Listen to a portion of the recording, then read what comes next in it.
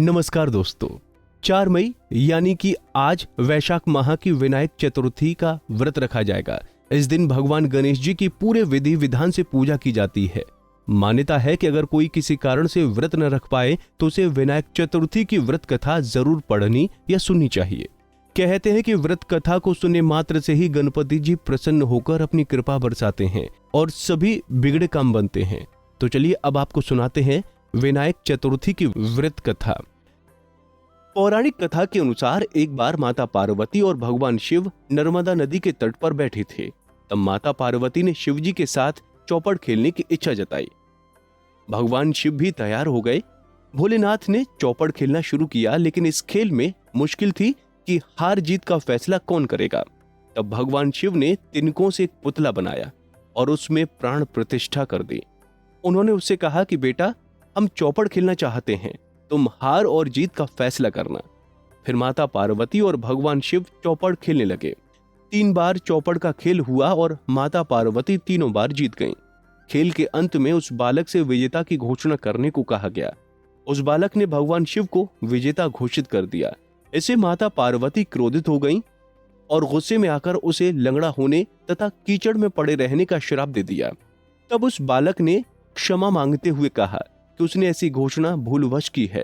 क्षमा मांगने पर माता शक्ति ने कहा कि 1 साल बाद यहाँ पर नाग कन्याएं गणेश पूजन के लिए आएंगी।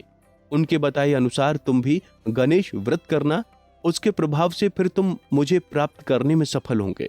इसके बाद माता पार्वती और भगवान शिव अपने धाम चले गए। लगभग 1 वर्ष बीतने पर वहां नाग कन्याएं आईं। फिर उनके साथी बालक ने भी गणेश चतुर्थी व्रत की विधि पता करके 21 दिन तक गणेश जी का व्रत किया। गणपति प्रसन्न हो गए और उन्होंने दर्शन देकर उस बालक से मनोवांछित फल मांगने को कहा। तभी उस बालक ने मांगा कि वो अपने पैरों पर चलकर कैलाश पर अपने माता पिता के पास पहुंचना चाहता है, ताकि वो उसे देखकर प्रसन्न हो जाएं। गणेश जी ने उसे वरदान दे दिया। कैलाश पर पहुंचकर दिव्य बालक ने भोलेनाथ को अपनी सारी कथा सुनाई, लेकिन उस बालक को शिवजी के साथ देखकर मां पार्वती भगवान शिव से भी नाराज हो गईं। तब भगवान शिव ने भी 21 दिनों तक गणेश चतुर्थी का व्रत किया। इसके प्रभाव से माता पार्वती की शिवजी से नाराजगी दूर हो गई। उसके बाद भगवान शिव ने माता पार्वती को गणेश व्रत की विधि बताई। तब माता पार्वती के मन में अपने पुत्र कार्तिकेय से मिलने की इच्छा हुई। उन्होंने भी 21 दिनों तक गणेश जी का व्रत किया। उनको मोदक और दुर्वा नियमित रूप से अर्पित किया। 21वें दिन कार्तिकेय माता पार्वती से स्वयं आकर मिले। उसके बाद से ही गणेश चतुर्थी का ये व्रत किया जाने लगा, जो सभी की मनोकामनाओं की पूर्ति करता है। इसीलिए गणेश चतुर्थी के व्रत मनोकामना व्रत भी कहा जाता है। ऐसे में अगर आप विनायक चतुर्थी का व्रत नहीं रख पाए हैं या फिर व्रत नहीं रखते हैं, तो इस दिन अगर आप सच्चे मन से विनायक चतुर्थी व्रत कथा सुनते हैं तो हर काम में सफलता मिलती है।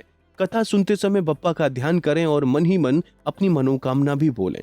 ध्यान रखें, इस कथा को सुनते समय आपके मन में किसी के प्रति कपट ना हो। अगर आप इस विधि से पूरी निष्ठा के साथ इस कथा को सुन लेते हैं तो भगवान गणेश आपकी हर मनोकामना पूरी करते हैं। इसी तरह की और भी जानकारी लेने के लिए हमारे चैनल को सब्सक्राइब करें और नई वीडियो की नोटिफिकेशन के लिए बेल आइकॉन दबाएं। अगर आप ये वीडियो फेसबुक पर देख रहे हैं तो वीडियो को लाइक और शेयर करें। साथ ही अपनी राय कमेंट बॉक्स में जरूर बताएं। धन्यवाद।